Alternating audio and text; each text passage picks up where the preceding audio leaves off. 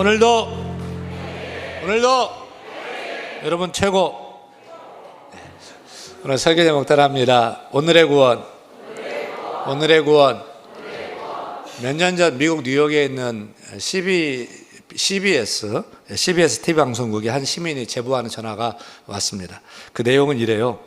아직도 마라톤이 끝나지 않았습니다. 한 선수가 허드슨 강변 마라톤 코스를 지금도 뛰고 있습니다. 마지막 선수가 달리는 모습을 CBS가 취재해 주세요 라는 내용이었습니다. 바로 그날 오전 9시부터 미국 뉴욕에서 뉴욕 시민 마라톤 대회가 열렸어요. 오전 9시에 시작된 경기는 5시간이 지나 오후 2시쯤에 다 끝났습니다. 그런데 전화가 올려온 시간은 밤 7시가 넘은 시간이었습니다. 그런데 아직도 선수가 달리고 있다는 것이죠. 그리고 그 마지막 선수가 달리는 모습을 TV로 취재해 방송해 달라는 것입니다. 방송국에서는 믿기지 않는 제보를 듣고 확인해 보니까 사실이었습니다. 정말 이미 다 끝나버린 마라톤 대회인데 아직도 한 선수가 저녁 7시가 넘도록 마라톤 코스를 뛰고 있었던 것이죠. 방송국 관계자들은 저녁 7시 이후는 가장 인기 있는 프로그램을 방송하는 프라임 시간대이기 때문에 많은 고민을 했어요. 하지만 고민 끝에 마지막 선수의 골인 장면을 생방송하기로 결정했습니다. 마라톤 대회가 다 끝난 저녁 7시가 넘도록 뛰고 있었던 그 마라톤 선수는 여대생이었는데 장애인이었습니다. 대회 1년 전부터 그녀가 마라톤 대회에 참여하겠다고 나섰을 때 모두가 그녀를 말렸습니다. 장애인으로서 지팡이를 짚고 걸어야 되는 장애인인데 어떻게 건강한 성인도 뛸 수 없는 42.195km 풀코스 마라톤 코스를 뛸 수 있느냐 다 말렸던 것입니다. 하지만 그녀는 대회 1년 전부터 훈련을 해서 대회에 참가했어요. 그런데 마라톤 대회가 다 끝났고 대회에 대한 열기도 다 식어버리는 어두운 밤 시간에 CBS에 걸려오는 한 통의 전화로 온 뉴욕 시민들은 아직도 계속되고 있었던 마라톤 대회에 관심을 기울이게 되었습니다. 드디어 저녁 8시경에 장애를 가진 그 여대생이 골인 지점에 들어왔습니다. 기록은 11시간 54초. 그녀는 마라톤 코스를 완주했어요. 그녀의 피니시 골인 장면은 CBS 방송 전파를 타고 미국 전역에 방송되었습니다. 여러분, 이 장애인은 모두가 안 된다 할 수 없다는 장애를 극복하고 인간 승리를 보여주었다는 점에서 우리에게 큰 교훈을 주기에 모자람이 없지요. 그런데 이 젊은 장애를 가진 여대생의 마라톤 경주는 신앙적인 측면에서도 생각해 볼 가치가 있습니다. 왜냐하면 우리 인생은 단거리 달리기가 아니라 마라톤 경주와 같듯이 우리 신앙생활도 끝까지 달려가야 하는 마라톤 경주와 같기 때문입니다. 우리는 신앙의 경주, 구원의 경주를 지금도 계속 달려야 하는 신앙의 마라토너이기 때문인 것이죠. 오늘 우리가 붙든 성경 말씀이 바로 이것을 말씀하고 있어요. 다 같이 빌립보서 2장 12절이죠. 12절 같이 읽겠습니다. 그러므로 나의 사랑하는 자들아, 너희가 나 있을 때뿐 아니라 더욱 지금 나 없을 때에도 항상 복종하여 두렵고 떨림으로 너희 구원을 이루라. 오늘 본문 말씀에 좀 납득하기 어려운 말씀이 나옵니다. 무슨 말씀이냐면 너희 구원을 이루라는 말씀이에요. 너희 구원을 이루었다가 아니었습니다. 너희가 구원을 이룰 것이다도 아닙니다. 너희가 구원을 이루어 가라 하는 것입니다. 시제가 현재형입니다. 여러분, 우리는 예수 믿고 이미 죄사함을 받았고 이미 구원을 받지 않았습니까? 또 진짜 구원은 저 천국에서 장차 이루어질 미래의 축복이지 않습니까? 그런데 왜 구원을 이루라? 즉 지금 오늘 여기서 구원을 이루어 가라고 하는 것일까요? 제가 묻겠습니다. 확신이 없으면 대답하지 마시고 확신 있는 분만 아멘이라고 대답하시면 좋겠어요.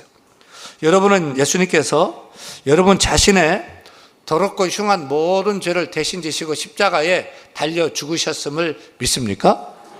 십자가에 달려 죽은 예수님은 3일 만에 다시 부활하셨음을 믿습니까?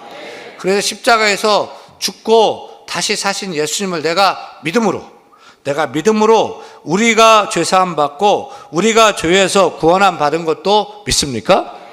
그래서 지금 죽어도 나는 예수를 믿기 때문에 천국 갈 것을 확실히 믿습니까?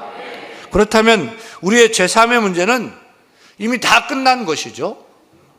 우리는 이미 구원받은 자로서 우리의 구원의 문제는 이미 끝난 것이죠. 흔들리지 않죠. 어쩔 수 없죠. 우리는 구원의 문제는 해결된 것입니다. 그런데 왜 사도 바울 선생님은 이미 구원의 문제가 끝났고 천국 백성이 된 우리에게 두렵고 떨림으로 오늘도 구원을 이루어 가라고 하실까요? 우리는 성경이 구원을 3차원적으로 설명하고 있는 것을 이해해야 됩니다. 과거, 현재, 미래 차원에서 구원이 이루어지고 있는 것을 알아야 돼요. 첫째는 과거의 구원입니다.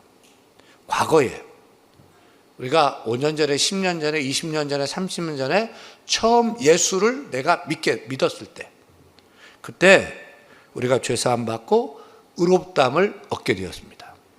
그 과거의 구원, 예수 믿었을 때 의롭게 되었을 때 그 구원을 따라합니다. 칭의라고 그래요. 이신칭의, 예수를 믿음으로 의롭게 되었다는 것이죠. 그래서 예수 믿었을 때 그때 죄사함을 얻게 되었고, 그때 의롭게 되었고, 그때 이미 구원을 얻었고 하나님의 자녀가 되었고 천국 백성이 된 것입니다. 그렇게 우리의 구원의 문제는 끝난 것이죠. 둘째는 미래의 구원입니다. 이렇게 예수님을 믿어서 구원함 받은 성도는 장차 영광스럽게 변화되어서 장차 하나님의 나라, 하늘나라, 천국에 다 들어갈 것을 믿습니까? 이 미래의 구원을 따라합니다. 영화라고 해요. 그런데 셋째, 현재의 구원이 있어요. 우리가 예수를 믿어 과거에 이미 구원을 받았고 장차 미래의 천국에 들어갈 것이지만 우리가 오늘 현재를 살면서 유혹과 시험이 있죠. 그 유혹 시험에서 구원받아야죠. 고난, 절망, 낙심에서도 구원을 받아야죠. 지금 병들었습니까? 질병에서도 구원을 받아야 합니다. 우리는 지금 죄와 싸우고 있잖아요. 죄에서 구원을 받아야 합니다. 미움에서 구원을 받고 시기에서 구원받고 예수 믿는 성도는 하나님의 자녀로서 더 이상 시기하지 않습니다. 미워하지 않습니다. 오히려 사랑하며 삽니다. 용서하며 삽니다. 섬기며 삽니다. 이것이 현재의 구원, 오늘의 구원인 것입니다. 이런 현재의 구원, 오늘의 구원을 따라합니다. 성화라고 하는 거예요. 사랑하는 여러분, 우리가 예수를 믿어서 이미 구원받았고 칭의를 얻었죠. 장차 영화되어서 천국에 들어가서 영화 될 것이지만 그것을 확실하기 때문에 오늘 지금 여기서 너무 분명하니까 그냥 막 살아도 됩니까? 막가바로 살아도 됩니까? 여러분, 구원받은 우리는 오늘 현재를 어떻게 살아야 합니까? 오늘도 우리는 구원받은 성도답게 살아야 할 것입니다. 하나님의 자녀답게 살아야 할 것입니다. 오늘도 나의 삶이 구원받은 자로서 합당한 발자취를 남기면서 한 걸음 한 걸음 예수님을 닮아가는 자로 살아야 할 줄로 믿습니다. 세상 사람들과 다르게 사랑하며 살아야 하는 것입니다. 이 땅에서 예수님처럼 바르고 정직하고 진실되고 온유하게 살아야 할 것입니다. 아무렇게 살아도 천국 가니까 너무 확실하니까 그냥 막가바로 살면 안 되는 것입니다. 전에는 세상 사람들이 우리 예수 믿는 사람들을 예수쟁이라고 비하하며 얘기했어요. 그 쟁이라는 말은 그 전문가라는 의미잖아요. 그래서 예수쟁이는 예수를 믿어도 정말 예수 믿는 사람들은 정말 엄청 잘 믿고 그냥 막 하여튼 저렇게 예수 믿을 수 있나? 그런 의미에서 약간 인정 어린 예수쟁이 이렇게 얘기했어요. 그런데 요즘은 우리 기독교를 개독교라고 합니다. 기독교인들이 개처럼 믿는다는 것이죠. 다시 말하면 개가 예수를 믿어도 너희만큼 믿겠다 이런 뜻이에요. 여러분, 왜 예수 믿는 우리 기독교인들이 이런 평가를 받게 되었을까요? 다른 것이 아닌 것 같아요. 나는 이미 구원받았다? 그래 뭔 짓을 해도 천국 간다? 이 믿음이 너무 확실해가지고 오늘의 구원의 삶을 신경 쓰지 않고 놓치고 있기 때문입니다. 예수 믿는 자로서 구원을 받은 자로서 하나님의 자녀로서 오늘도 그에 합당한 삶을 바로 살지 못하기 때문입니다. 이것을 두고 사도 바울은 너희 구원을 이루어 가라고 한 것입니다. 교리적 용어를 빌리면 너희가 성화되어 가라, 거룩해져 가라, 구원을 생활화하라 이 말입니다. 사랑하는 여러분, 오늘의 구원, 현재의 구원을 절대 잊지 마세요. 과거의 구원, 이미 예수 믿어서 죄사함 받고 구원 얻었다, 천국 간다 해서 끝나는 것이 아닙니다. 우리는 예수를 믿음으로 이 땅에서 점점 변화된 삶, 거룩한 삶을 살아가고 점점 더 성화된 삶을 살아야 할 것입니다. 언제까지요? 어디까지요? 천국이 이를 때까지 그렇게 달려가야 되죠. 기억하세요. 우리의 신앙의 마라톤 경주는 계속되고 있습니다. 예수 믿고 구원함 받았다고 다 끝난 것이 아니죠. 우리는 신앙의 마라톤, 구원의 마라톤을 지금 현재도 달려가야 하는 것입니다. 오늘도 내일도 신앙의 경주, 구원의 경주를 달려야 하는 것입니다. 저 높은 곳을 향하여 날마다 나아갑니다 찬양하듯이 우리는 날마다 저 높은 곳을 향하여 마지막 날 영화되어서 천국 갈 때까지 날마다 거룩해져 가고 날마다 성화되어져 가는 신앙의 달리기 선수로서 장차 저 천국의 피니시 라인 꼴이 날 때까지 끝까지 달려가서 우리의 구원을 마침내 완전히 이루는 우리 모두가 다 되어야 할 줄로 믿습니다. 그렇다면 우리가 어떻게 이 땅에서 오늘의 구원을 이루어서 거룩한 삶, 성화의 삶을 살 수 있을까요? 무엇을 어떻게 해야 될까요? 첫째, 따라합니다. 원망과 시비 없이 살아야 한다. 14절이죠. 14절. 많은 우리가 이 구원의 삶을 이룰 것이 많은데 사도 바울은 이렇게 얘기를 했어요. 따라합니다. 같이 읽습니다. 모든 일을 원망과 시비가 없이 하라. 왜 이런 말씀을 오늘의 구원, 현재의 구원을 얘기하면서 이렇게 얘기하셨을까요? 빌립보서를 쓴 이유가 있어요. 왜 빌립보서를 썼을까요? 빌립보 교회에는 빌립보 4장 2절에 보면 믿음 좋은 두 집사님이 있었어요. 하나는 유씨고 하나는 순씨. 유씨 이름은 유오디아 집사였고 순씨는 순두계, 순두부가 아니라 순두계 집사였어요. 근데 둘이 사이가 안 좋았어요. 맨날 원망하고 시비하고 싸웠어요. 교회가 평안하지 않아요. 두 사람 때문에. 맨날 소란스러워요. 사도 바울은 지금 빌립보 교회가 아니라 로마 감옥에 갇혀 있는데 두 사람이 싸워가지고 교회가 시끄럽다는 소문이 로마 감옥까지 귀에 들리는 거예요. 마음이 아팠어요. 건강한 교회 모습이 아닌 거예요. 구원함을 받은 교회가 서로 안 맞아 싸우니까 그렇게 막 살면 안 된다. 교회 안에 서로 원망하고 시비하지 말아라. 구원받은 자로서 오늘도 현재적 구원을 이루라 라고 쓴 거예요. 오늘 본문의 문맥적 의미로 볼 때 구원을 이루라 하는 직접적인 뜻은 개인적인 차원에서 거룩하게 살라, 성화의 삶을 살라라는 의미보다는 교회에게 준 말씀이에요. 교회가 원망과 시비로 싸우지 말고 하나 되어서 평안하라. 그것이 구원을 이루는 것이다 라는 의미인 것입니다. 사랑하는 여러분, 이미 구원받은 우리가 왜 원망하죠? 왜 시비하며 살까요? 구원받은 우리가 교회로 이렇게 모였지만 아직도 육신적인 옛 모습을 가지고 교회 안에서 살기 때문에 그래요. 구약 성경에 보면 이스라엘 백성들이 출애굽했지요. 죄의 제국 애굽에서 벗어나서 홍해를 건너서 구원함을 받았어요. 그렇게 애굽에서 구원받은 그들이 구원을 완성해야 되는데 왜 그들이 가나안 땅까지 들어가지 못했습니까? 왜 그랬죠? 다른 것이 아닙니다. 원망 불평 때문이었죠. 구원받았는데 툭 하면 육신적인 옛사람의 모습으로 하나님께 원망하고 지도자 모세의 잘잘못을 시비를 따지면서 불평하고 시비했기 때문이죠. 그래서 40년 동안 계속 뺑뺑이를 돈 거죠. 지금도 마찬가지예요. 구원함을 받은 우리가 왜 뺑뺑이를 계속 돕니까? 왜 형통하지 못합니까? 왜 될 것 같은데? 다 된 것 같은데 왜 안 되죠? 원망하기 때문입니다. 불평하기 때문입니다. 시비하기 때문입니다. 특별히 교회 공동체의 하나됨을 해치는 원망, 불평, 시비는 하나님이 매우 싫어하시는 것입니다. 그런 의미에서 생각해 볼 때 우리 교회는요, 적어도 우리 교회는 오늘의 구원을 잘 이루어가고 있구나 하는 생각을 성경을 읽으면서 생각해 봤어요. 왜냐하면 우리 교회는 원망이 별로 없는 교회이기 때문입니다. 불평도 별로 없는 것 같고요. 또 잘잘못을 따지는 시비도 없이 교회가 하나 되어 나아가고 있는 것을 봅니다. 제가 적어도 귀머거리는 아닌데 적어도 제 귀에는 우리 교회에 원망하는 소리 이런 소리를 할지 모르겠어요. 근데 제 귀에는 안 들려요.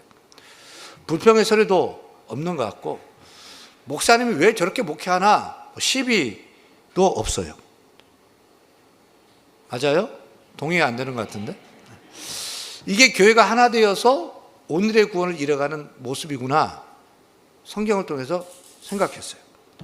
1773년 영국 웨인스게이트라는 시골에서 목회하던 존 포셋 목사님이 계셨어요. 이 존 포셋 목사님이 시골에서 목회하다가 영국 런던의 큰 교회 담임 목사님으로 청빙을 받게 됐어요.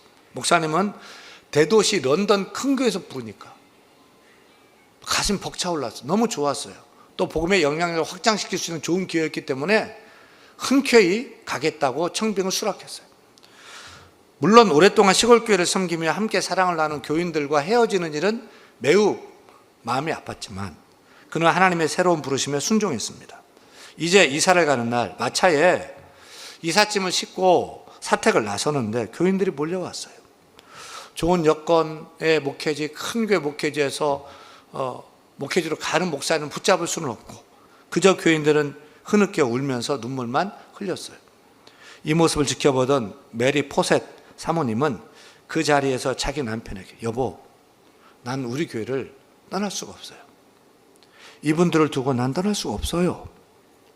라고 울먹이자 삽시간에 사택 마당은 눈물바다가 되었어요. 눈물바다가. 그러자 목사님은 사모님에게 여보, 우리 지금 다시 사택에 집어 들여놓읍시다. 아름다운 성도의 교제가 있는 곳, 이보다 더 좋은 교회가 어디 있겠어. 다시 사택으로 들어온 목사님은 흐르는 눈물을 닦고 기도하면서 찬송시 하나를 쓰기 시작합니다. 그것이 찬송가 221장 주 믿는 형제들이란 찬송이에요. 그렇게 우리 교회가 원망하지 않고 10이 뚝 그치고 오늘도 구원을 이루어서 오늘 여기서 천국을 이루어가기를 간절히 축원합니다. 둘째로 우리가 어떻게 이 땅에서 오늘의 구원을 이루며 거룩한 삶, 성화의 삶을 살 수 있을까요? 무엇을 어떻게 해야 될까요? 둘째 따라합니다. 두렵고 떨림으로 하나님을 의식하며 살라. 12절 다시 한번 읽겠습니다. 그러므로 나의 사랑하는 자들아, 너희가 나 있을 때뿐 아니라 더욱 지금 나 없을 때에도 항상 복종하여 두렵고 떨림으로 너희 구원을 이루라. 여기서 주목할 말씀은 두렵고 떨림으로 너희 구원을 이루라. 왜 우리가 이 땅에 믿는 자로 살면서 두렵고 떨림으로 살아야 될까요? 영국 캠브리지 대학교에서 신학학을 가르쳤던 라이트 풋 교수는 두렵고 떨림으로를 바르게 행하려고 신경을 쓰는 자세라고 주석했습니다. 신경을 쓴다는 말은 무슨 뜻이죠? 우리 자녀를 키우는 우리 부모님들께 묻고 싶어요. 우리 자식 새끼 내가 배 아파서 정말 낳았어요. 그리고 죽도록 먹이고 고생하면서 키우고 가르치고 이만큼 먹여 키웠어요. 그렇다가 내 마음대로 함부로 해도 돼요, 안 돼요? 막 해도 돼요, 안 돼요?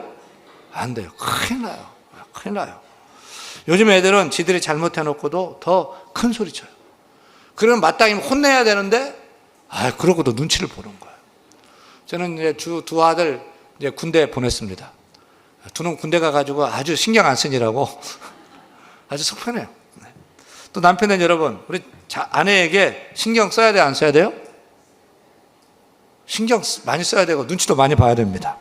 그냥 나오는 대로 말하고 행동했다가는 큰일 납니다. 쫓겨날 수도 있습니다. 우리 남편들 누가 제일 무서워요? 맞아요. 나도 김정나가 제일 무서워요. 우리 남편들 아내들 눈치 보고 신경 쓰면서 살아야지 살아날 수가 있습니다. 어느 교회 장로님 부인 권사님이 한 달이 넘도록 교회 안 나와요. 장로님 부인 권사님 교회 안 나와서 목사님이 큰 걱정이 생겨서 기도하다가 찾아갔어요. 근데 목사님이 그 권사님 집 마당에 들어갔을 때 마침 권사님이 화단에 물을 주고 계셔. 그래서 권사님 안녕하세요 라고 반갑게 인사를 하는데 권사님 목사님을 쳐다도 안 봐요. 그래서 목사님이 권사님 혹시 제가 잘못한 거 있으면 푸세요. 말씀해 주세요. 제가 사과드릴게요. 용서해 주세요. 속상한 거 있으면 말씀하세요. 푸세요. 그래야 권사님이 목사님 제가 하나 물어볼게요. 저희 장로님 천국 가요 못 가요? 목사님 너무 황당스러워가지고 권사님 그게 무슨 말씀이세요? 장로님 당연히 천국 가시죠. 그러자 권사님이 그러니까 내가 교회 안 나가는 거예요. 목사님 그 양반이 천국 가면 난 천국 안 가요. 그 양반 없는 곳이 내게 천국이에요. 아주 끔찍해요. 목사의 말문이 딱 막혀가지고 아무 말도 못하고 그냥 있으니까, 목사님 그러면 안녕히 가세요 라고 해서 목사님 얼어붙은 듯이 있다 그냥 돌아왔다는 거죠. 저는 왜 그 장로님 부인 권사님이 그러는지 그 이유를 몰라요. 하지만 짐작컨대 그 권사님의 남편 장로님은 교회에서는 성도들 앞에서 믿음 좋은 장로님이고 사람들 앞에서는 꽤 괜찮은 분이고, 근데 집에 와서는 보는 사람이 없으니까 자기 본색 다 드러내는 거예요. 하나님도 없고 신앙도 없는 사람처럼, 믿음 없는 사람처럼 그냥 막 살았던 거예요. 그래서 그 권사님 볼 때 저 양반은 교회에서는 분명 장로인데 자기가 볼 때는 예수 안 믿는 사람보다도 못한 거예요. 여러분, 왜 우리가 두렵고 떨림으로 신경을 쓰면서 구원을 이루어야 됩니까? 누가 나를 지켜보고 있기 때문이죠? 누가 내 안에 있기 때문입니까? 13절 말씀 보고 이렇게 말씀하고 있어요. 너희 안에서 행하시는 이는 하나님이시다. 누가 내 안에 계신다고요? 누가 내 안에서 행하신다고요? 내가 행하는 것을 다 지켜보고 다 하시는 분이 있다. 그분은 하나님이다. 정확히 말하면 성령님이라는 거죠. 여러분, 우리는 내가 낳은 자식도 눈치 보면서 신경 쓰며 살고요, 내 아내에게도 눈치 보고 신경 쓰며 살고, 우리 아내들도 그럴 거예요. 또 교회 오면 이래저래 체면 치레하고 하다못해 주일학교 아이들에게도 그냥 어떻게 신경 쓰고 눈치 보고 이런 모습으로 사는데, 어찌된 게 성도가 정작 하나님 눈치는 전혀 안 보는 거예요. 하나님이 신경 안 써. 분명히 하나님 보고 계시고 성령이 내 속에 역사하시고 다 아시는데 신경 안 써요. 왜? 안 보이니까. 하나님 안 보이니까. 내 눈앞에 없으니까. 전혀 신경 안 쓰고 세상 사람들과 똑같이 원망하고 시비하고 싸우고 죄를 지으며 사는 것입니다. 두 눈을 꼭 감아보세요. 한번 감아보세요. 그리고 대답해 보세요. 여러분, 우리가 누구에게 잘 보여야 될까요? 하나님께 잘 보여야 될까요? 자식 새끼한테 잘 보여야 될까요? 누구한테 잘 보여야 될까요? 남편 아내일까요? 하나님일까요? 이웃일까요? 하나님일까요? 누구에게 신경을 더 써야 됩니까? 우리 혼자 있을 때 아무도 안 봐요. 그때 신앙을 볼 수 있어요. 아무도 보는 이 없을 때, 그때 우리 신앙을 알 수 있어요. 하나님 보신다. 하나님 아신다. 종교개혁자 존 칼빈의 좌우명이 있죠. 그것이 뭐냐면 따라합니다. 코람데오. 그 뜻은 따라합니다. 하나님 앞에서. 하나님 앞에서. 성도는 보는 사람이 없어도 하나님 앞에서 두렵고 떨림으로 살아야 하는 것입니다. 혼자 있어도 하나님이 거기 계시고 하나님이 다 아시고 보시고 아신다. 따라서 하나님 앞에서, 누구 앞에서요? 하나님 앞에서 성도는 두렵고 떨림으로 하나님을 의식하며 구원받은 자로서 합당한 삶을 살아야 할 줄로 믿습니다. 언제요? 저 천국 가서요? 교회 와서요? 아니요. 매일매일 일상에서 순간순간, 버스 탈 때, 직장에 사람 만날 때, 지하철 탈 때, 커피 마실 때, 오늘도 밥 먹으려고 식당에서 줄 쓸 때, 대화할 때 하나님을 의식하면서, 그냥 나오는 대로 말하지 말고 원망 시비하지 말고 하나님을 의식하면서 바르게 진실되게 오늘의 구원을 이루어서 우리가 하루하루가 더 거룩해져 가고 더 성화되어져 가서 마지막 피니시 천국에 골인할 수 있는 우리 모두가 다 되기를 간절히 축원합니다. 축원합니다.